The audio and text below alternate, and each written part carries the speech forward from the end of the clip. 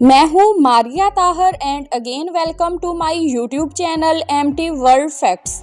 जी हाँ दोस्तों, दुनिया की तमाम बड़ी ताकतें अफगानिस्तान को फतह करने की कोशिशों में क्यों नाकाम हुई?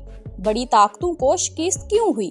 जी हाँ दोस्तों, अफगानिस्तान में आखिर ऐसी क्या बात है कि उसे पूरी दुनिया सल्तनतों के कब्रिस्तान के नाम से जानती है? आखिर अमेरिका, बरतानिया, सोवियत यूनियन समेत दुनिया की तमाम बड़ी ताकतें उसे फतह करने की कोशिशों में क्यों नाकाम हुई? ये एक ऐसा सवाल है जिसका जवाब अफगानिस्तान की तारीख और उसके जगराफियाई मोहल्ले वकू में पोशीदा है।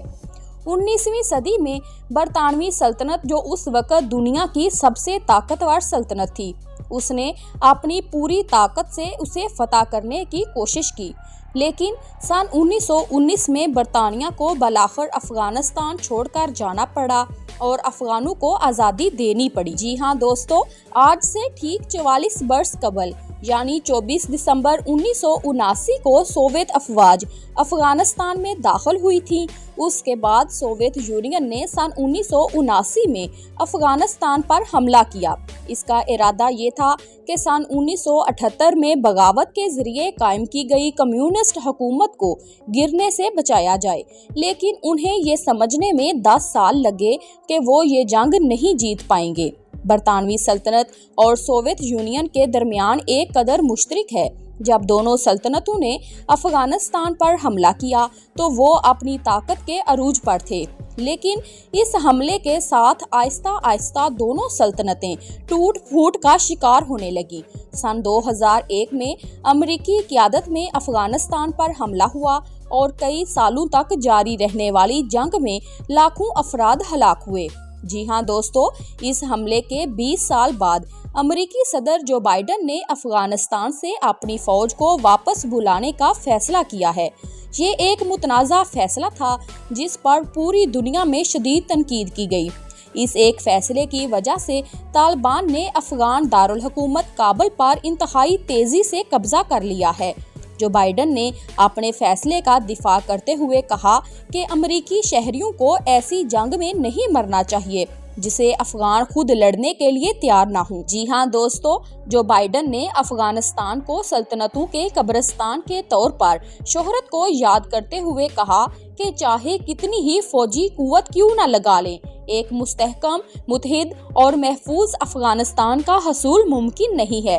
हालिया सदियों में अफगानिस्तान को कंट्रोल करने की कोशिश करने वाली दुनिया की ताकतवर फौजों के लिए अफगानिस्तान एक कब्रिस्तान ही साबित हुआ है। जी हाँ दोस्तों, इब्तिदा में इन हमला आवर लश्करों को कुछ कामयाबी मिली होगी, लेकिन आखिर में उन्हें अफगानिस्तान छोड़कर भागना पड़ा है। बड़ी ताकतों को शिकस्त क्यों हुई? अगर गैर जानबदारी के साथ देखा जाए तो अफगानिस्तान एक मुश्किल जगह है। ये एक पेचीदा मुल्क है जहां इंफ्रास्ट्रक्चर की सूरत हाल नागुफ्ता बा है, बहुत महदूद तरक्की है और ये खिता हर तरफ जमीन से घेरा हुआ है।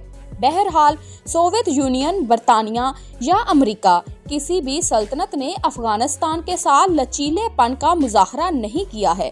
वो अपनी राह जाना चाहते थे और वो गए भी, लेकिन उन्होंने कभी अफगानिस्तान में मौजूद पेचीदगियों को नहीं समझा।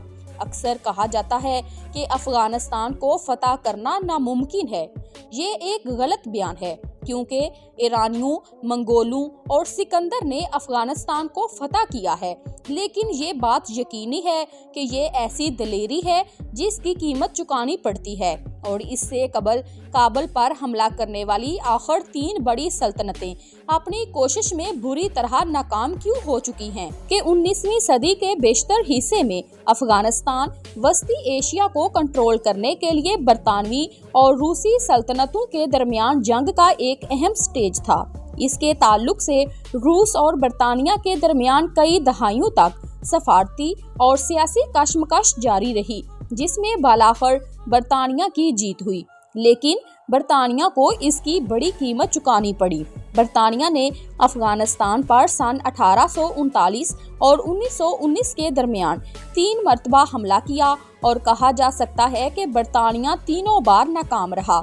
सन 1839 की पहली एंग्लो अफगान जंग में बरतानिया ने काबुल पर कब्जा कर लिया, क्योंकि बरतानिया का ख्याल था कि अगर उसने ये कदम नहीं उठाया तो रूस काबुल पर कब्जा कर लेगा। इसकी वजह से बरतानिया को तारीखी शिकस्त का सामना करना पड़ा। कुछ कबाइल ने दुनिया के ताकतवर तरीन मुल्क की फौज को इंतहाई मामूली हथियारों से तबाह कर दिया। 3 साल के हमले के बाद बालाखिर अफगानिस्तान ने हमलावर फौज को भागने पर मजबूर कर दिया।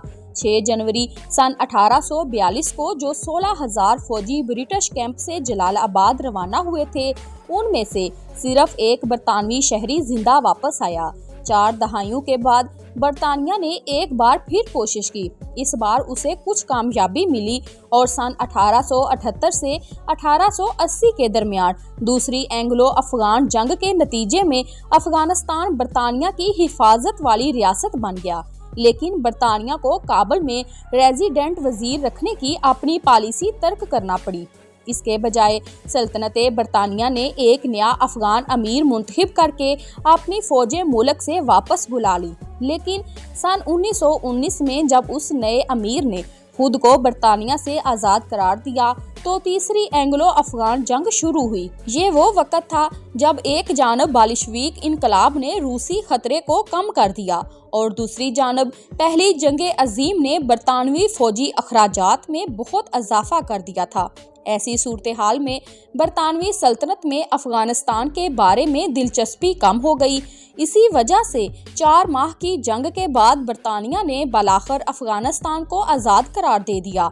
अगरचे बरतानिया अफगानिस्तान में सरकारी तौर पर मौजूद नहीं था, लेकिन ये ख्याल जाहिर किया जाता है कि उसने कई सालों तक वहां अपना असरो रसूख बरकरार रखा। जी हाँ दोस्तों, वीडियो पसंद आई है तो लाइक कर दें और अगर चैनल पर पहली बार आए हैं तो जल्दी से चैनल को सब्सक्राइब करें। Thanks for watching my video.